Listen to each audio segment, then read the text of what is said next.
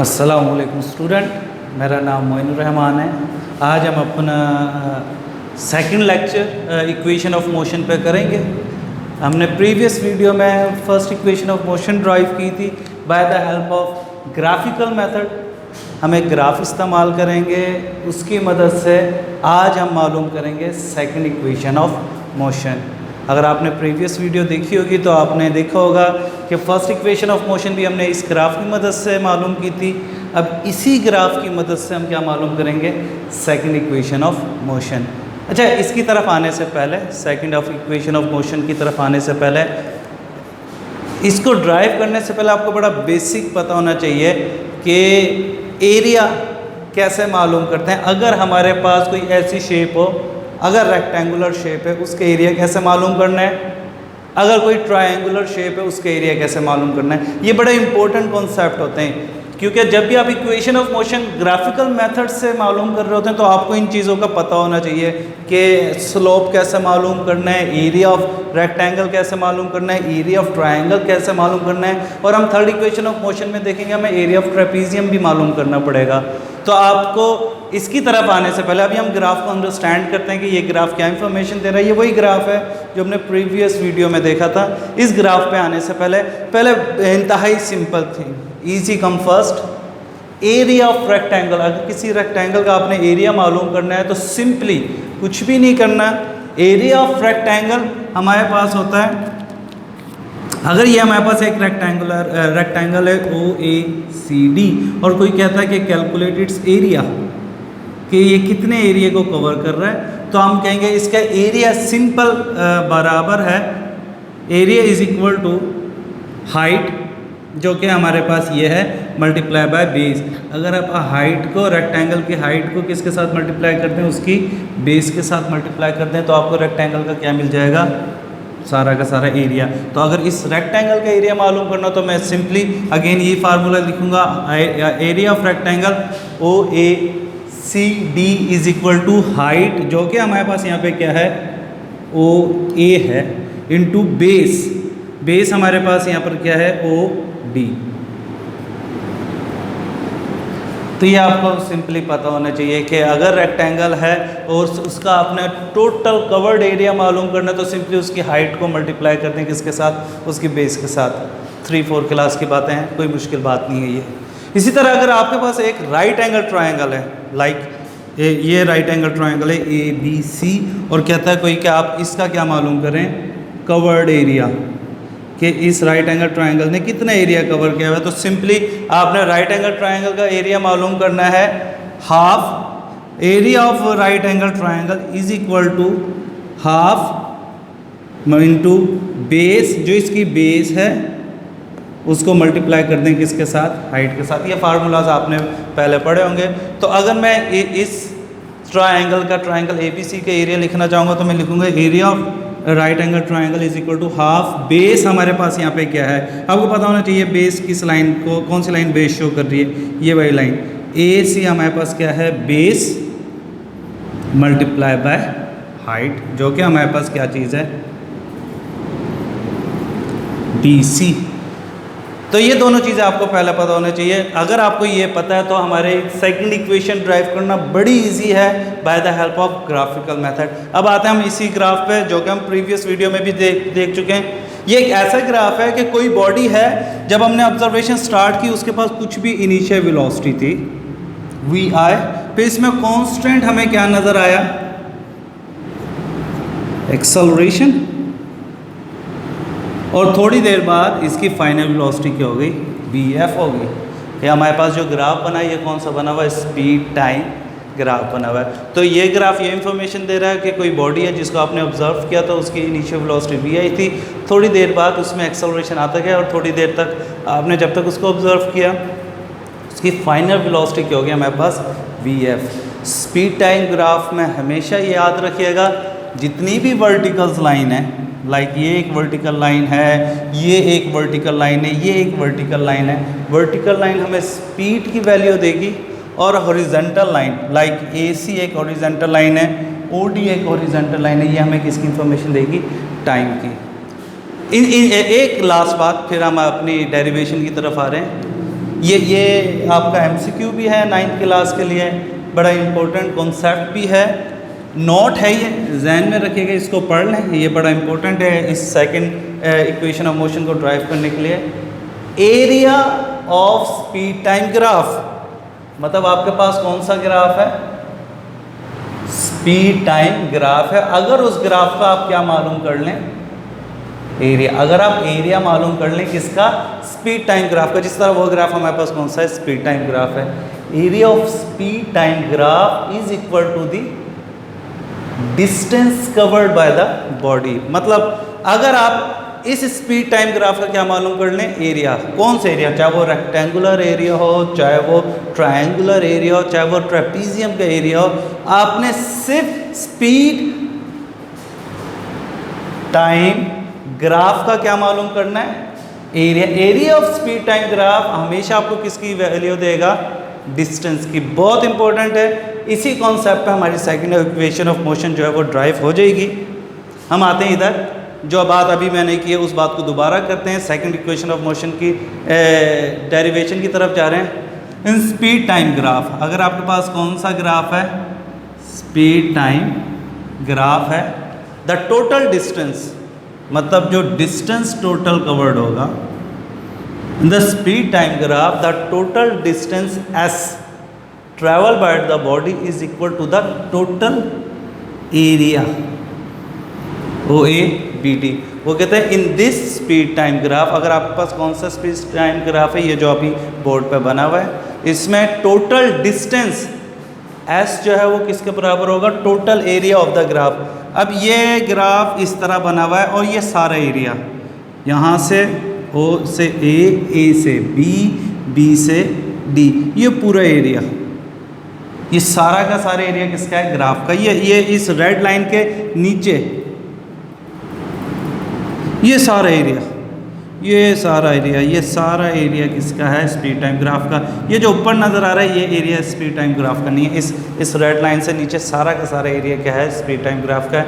तो वो बात कर रहे हैं कि द टोटल डिस्टेंस s, जो हमारे पास टोटल डिस्टेंस s है वो किस, अगर आपने डिस्टेंस मालूम करना है तो आप इस स्पीड टाइम ग्राफ के टोटल एरिया को क्या कर लें, मालूम कर लें, तो आपको क्या मालूम हो जाएगा, डिस्टेंस। क्या बात की है, दोबारा वही बात लिख रहे हैं, that the total distance is equal to the total area OA/BD। अगर आपने टोटल डिस्टेंस मालूम करना है किसी भी स्पीड टाइम ग्राफ का, तो आप उस ग्राफ का सिंपली क्या मालूम कर लें, एरिया। और यहाँ पे टोटल एरिया कितना है, OA/BD। वो कहता है अगर आप इस टोटल एरिया को मालूम कर लें तो आपको क्या मिल जाएगा, टोटल डिस्टेंस। अच्छा, इस ग्राफ में अगर हम देखें, ये जो टोटल एरिया है OA/BD, इसके अंदर दो सेपरेट फिगर्स नज़र आ रही हैं, बिल्कुल ऐसे ही। एक फिगर आपको नज़र आ रही होगी इस रेक्टेंगल की, जो कि यह है OACD।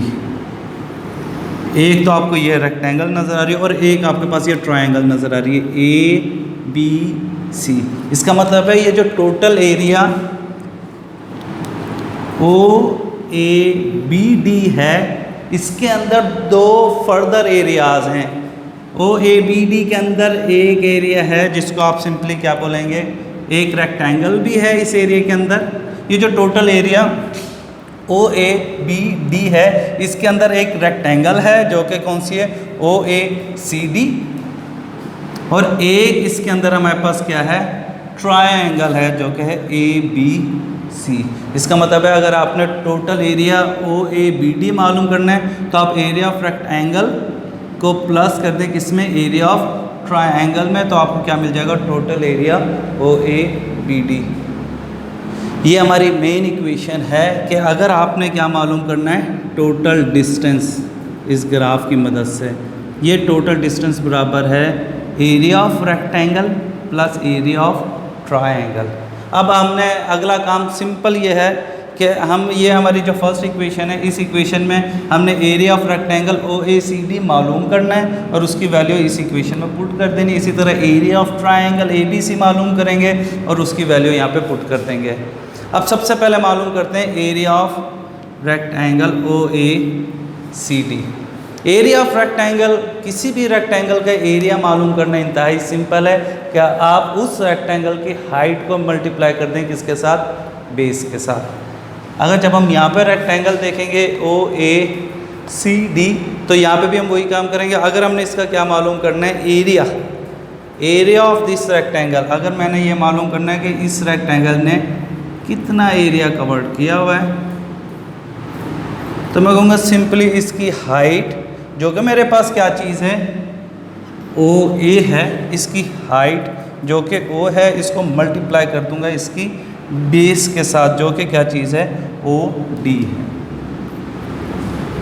जैसे ही ओ ए मल्टीप्लाई होगा किसके साथ, ओ डी के साथ, तो मुझे ये इस एरिया की वैल्यू मिल जाएगी। और ये किसके बराबर होगा, हाँ जी, ओ ए यहाँ पे किस चीज़ के बारे में इंफॉर्मेशन दे रहा है, इनिशियल वेलोसिटी वी आई। मैंने आपको बताया था स्पीड टाइम ग्राफ में जो हमारे पास वर्टिकल लाइन है वो स्पीड की वैल्यू देते हैं, जो हॉरिजॉन्टल लाइन है वो किसकी वैल्यू देते हैं, टाइम की। तो ये जो वर्टिकल लाइन है ये स्पीड बता रहा है, ओ ए जो है ये हमें क्या स्पीड बता रहा है, V I multiply by O D, जो ये एक हॉरिजॉन्टल लाइन है इस ग्राफ की, और ये हमें किसकी इंफॉर्मेशन दे रहा है, टाइम की।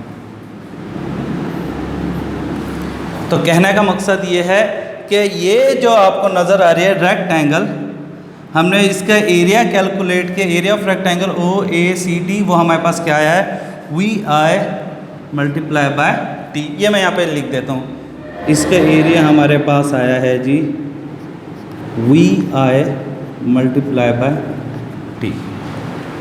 पहला काम हो गया, एरिया ऑफ रेक्टेंगल पता चल गया। अब क्या मालूम करेंगे, एरिया ऑफ ट्रायंगल।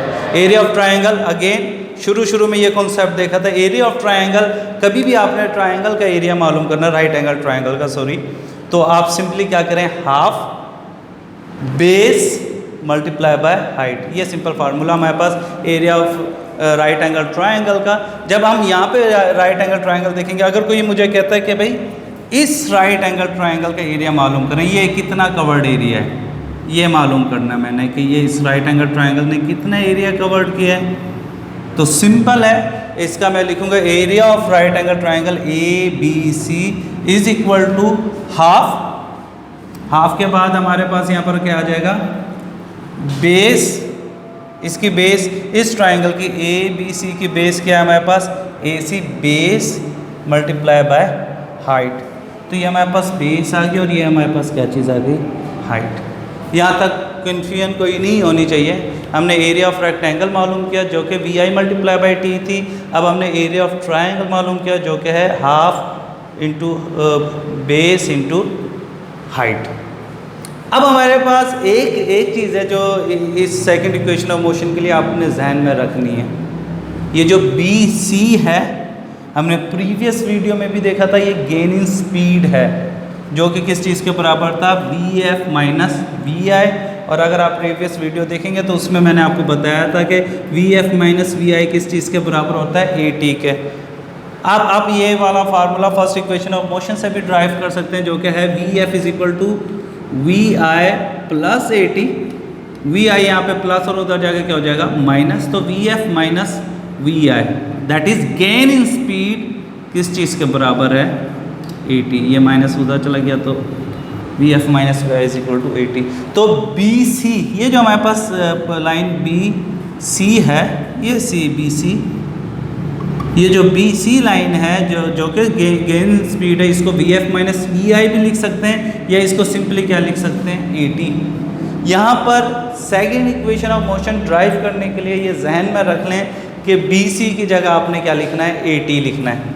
ये ए टी लिखना है, बी सी की जगह आपने वी एफ माइनस वी आई नहीं लिखना, बल्कि बी सी की जगह आपने सिंपली क्या लिख देना है, ए टी। जब ये वैल्यू यहाँ पे पुट करेंगे हमारे पास एरिया ऑफ ट्रायंगल बनेगा हाफ बेस ए सी।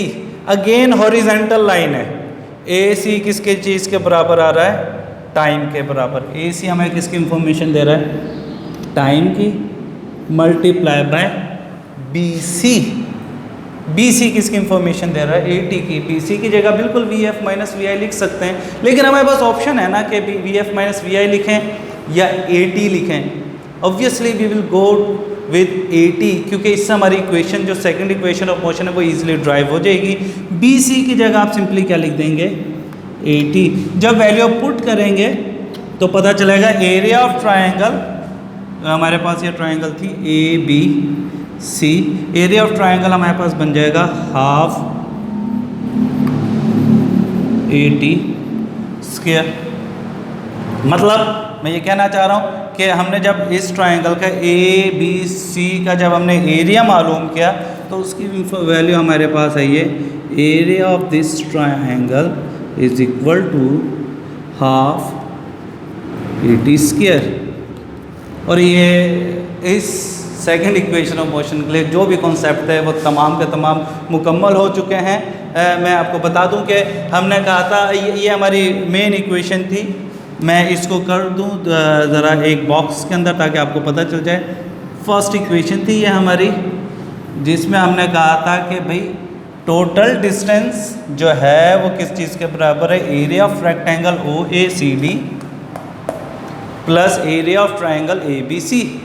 फिर हमने क्या किया, पहले हमने एरिया ऑफ रेक्टेंगल मालूम किया OACD वाला जो कि VI इंटू T बना। फिर हमने एरिया ऑफ ट्रायंगल ABC मालूम किया जो कि क्या बना, हाफ 80 स्क्वायर। अब कुछ भी नहीं करना, सिर्फ इस इक्वेशन में हम सिंपल इन वैल्यूज़ को क्या कर देंगे, पुट कर देंगे। सिंस हम जानते हैं कि टोटल डिस्टेंस, यही फर्स्ट इक्वेशन जो है, या आप सिंस कहते हैं या अकॉर्डिंग टू फर्स्ट इक्वेशन,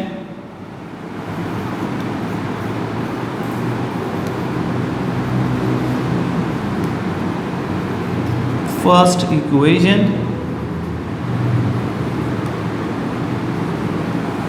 पहली इक्वेशन के मुताबिक टोटल डिस्टेंस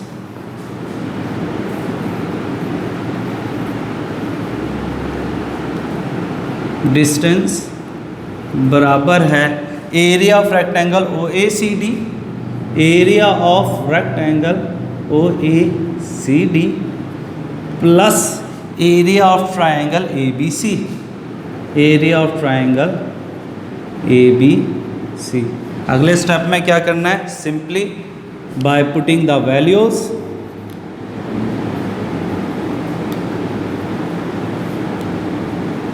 सबकी जगह उनकी वैल्यूज लिख देनी है। वैल्यूज क्या लिखनी है, डिस्टेंस की जगह हम सिंपली क्या लिख देंगे, टोटल डिस्टेंस जो है हमारे पास, टोटल डिस्टेंस की जगह हम सिंपली क्या लिख देंगे S। एरिया ऑफ OACD, ये है area of OACD। Area of OACD क्या था, VI multiply by T plus area of ABC, ये है हमारे पास एरिया ऑफ ट्रायंगल ABC, वो क्या था, half 80 square. Area of triangle ABC जो कि हमारे पास है हाफ 80 स्क्वायर।